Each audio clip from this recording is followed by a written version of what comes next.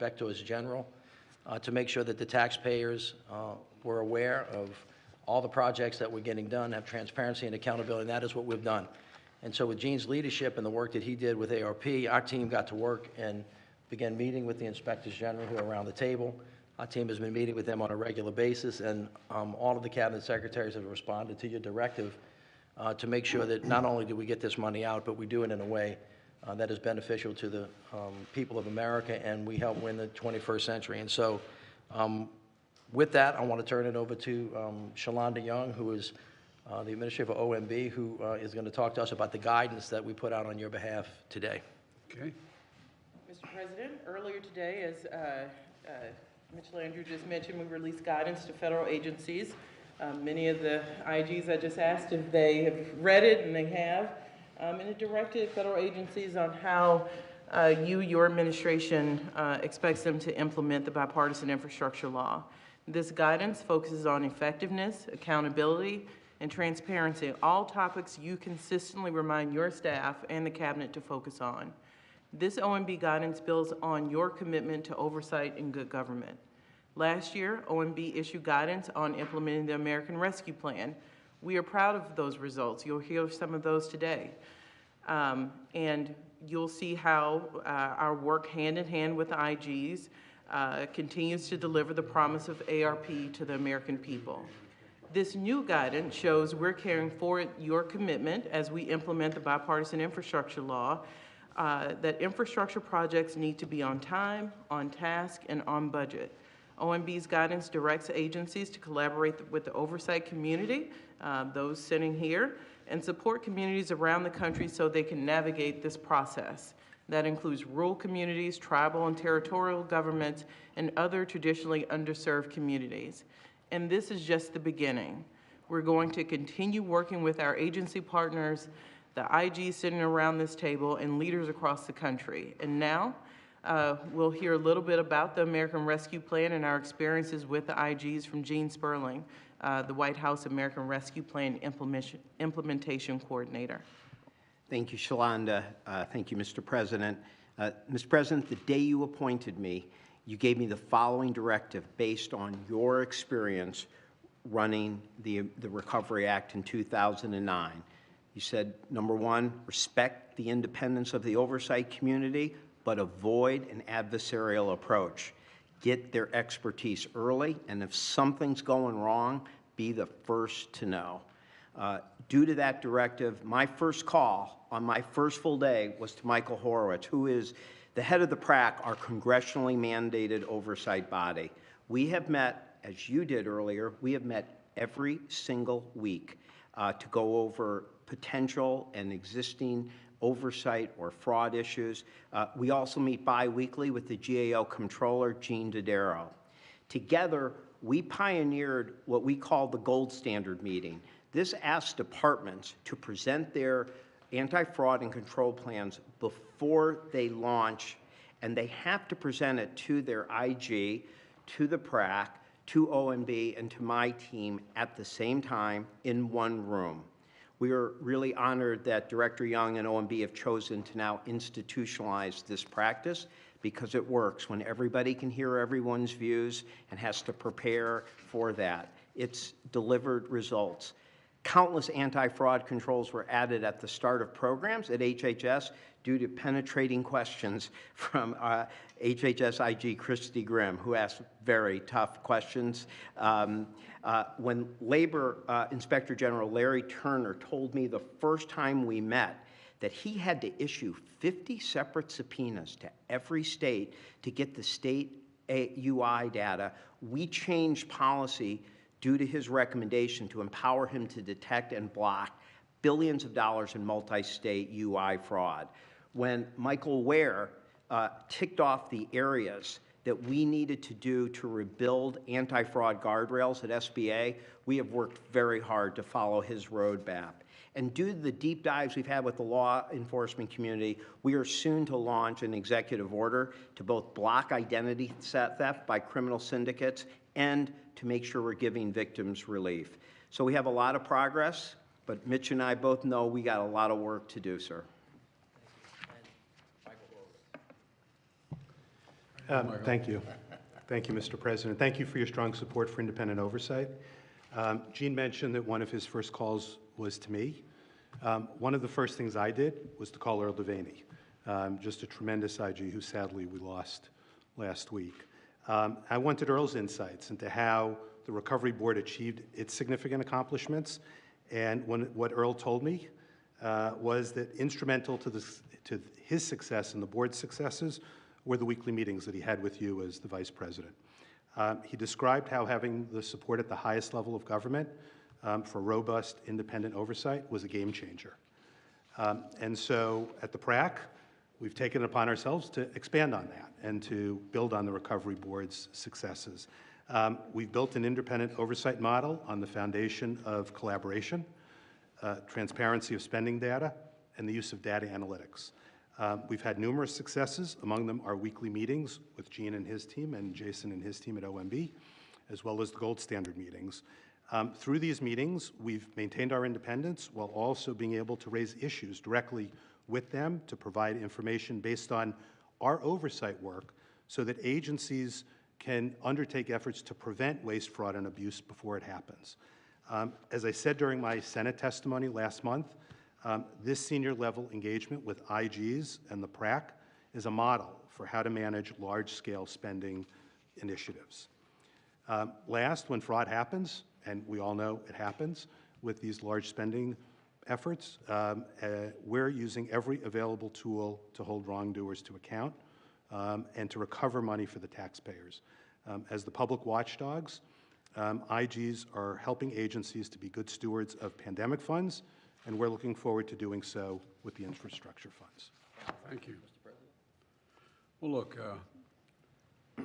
you know, I want to thank you all for being here and for your updates. These are some of the Recovery Act was about $900 billion, and the President Obama used to always like to kid with me when he did a State of the Union message. He'd never tell me what he was going to say as I presided over the joint session as vice president. And it was a big gamble to decide we were going to spend $900 billion trying to get the economy back on its feet. And the president said, and by the way, we're going to make sure I'm turning it over to Joe. And he started calling me Sheriff Joe. Well, the first thing I did was go to Earl Devaney and other inspectors general and said, look, we're going to need a lot of work here. Because look, the one thing I've learned, and you did when you were the mayor, and is that people expect us to do what we say, and they don't always get what they expect from elected officials. And for example, when the CARES Act was passed in the last administration, it was a very meaningful piece of legislation. But the first thing the president did in the time I was hollering a lot about it was he fired Inspector General. There was one put in that was just fired. No Inspector General had independent access. What the hell happened? You found out an awful lot of people were getting unemployment checks that didn't deserve unemployment checks. They were making money on it, an awful lot of people, and the list went on. There was a lot of fraud. And so, and I should acknowledge that Earl Devaney, Earl was a stand-up guy. And I would meet with Earl once a week. I did not tell Earl what to do, but I found out from Earl what was happening because he had carte blanche to know every penny was being spent. And when we came along with the two large pieces of legislation to try to get us through the pandemic, as well as bring the economy back on its feet, it was clear to me that we were going to need the kind of oversight, and that's why I called Gene and asked Gene to come in and be a coordinator of this. And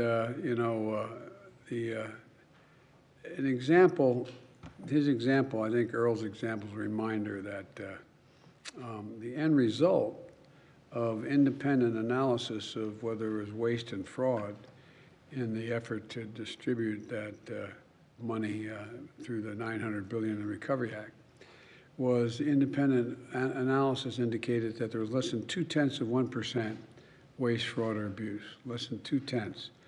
It was heralded as one of the most well-run programs in American history in terms of the size, scope, and did it do what it said it was going to do. And unfortunately, I earned the name from the president when he said from the podium that Sheriff Joe's going to be in charge. I never thought of myself as a sheriff. But it's not the way to get things done, not having really serious oversight. These programs are large, they're consequential. And, you know, in my administration, the watchdogs are back. You're looking at them all here, all of you. And I really mean it. Look, and it's not just whether or not there is fraud going on or wasteful spending. I think I told Gene when I asked him to come in, was that I'd get phone calls, I'd get inspector generals telling me that the way they were going to spend the money that was in the recovery plan was they were going to build a Frisbee park in such and such a place. And I said, no, you're not. I'd pick his vice president, pick his phone and call the governor, the mayor, whomever it was. And I said, you're not going to do that. And he said, well, we can. You can't stop me. Under the law, I'm able to do it. I said, no, you're right, I can't. But I'm going to come out to your city and I'm going to call a press conference. I'm going to say you're wasting money in a Frisbee park. Well, son of a gun, they didn't build a Frisbee park. No, I'm not joking. I really mean it. For example, one of the things that's going to come up, I think this bipartisan infrastructure bill is extremely consequential because we've been in a situation where we used to have the #1 infrastructure in the world. We now rank 13 in the world or thereabouts, and we can't be the world leader absent having the best infrastructure in the world, for real. And so there's, for example, there's a lot of money for bridges, and particularly bridges that are in disrepair, that need help. Now, if there's a bridge that's really in trouble and may collapse like the one in Pittsburgh did, and we knew that was going to be it was in trouble, didn't expect it to collapse.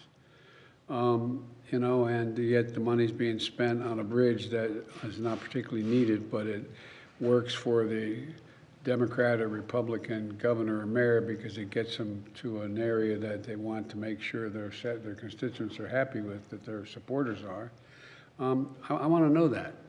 I want to know whether the money is technically can be spent, but it may be the lowest priority in terms of safety for the bridges.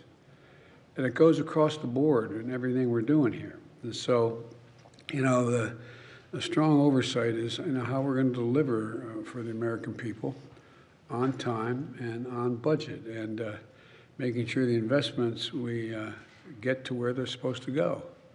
I'll give you another example. There was a Midwestern state that had serious problems with access off their interstate into the city. And they needed help, and it was clear the ramps had to be rebuilt to get into the city. But this particular governor decided that his constituency was a rural constituency. He was going to put 2 lanes in the western part of the state to do it, until I called and said, what are you doing that for? You badly need, you're having accidents on this.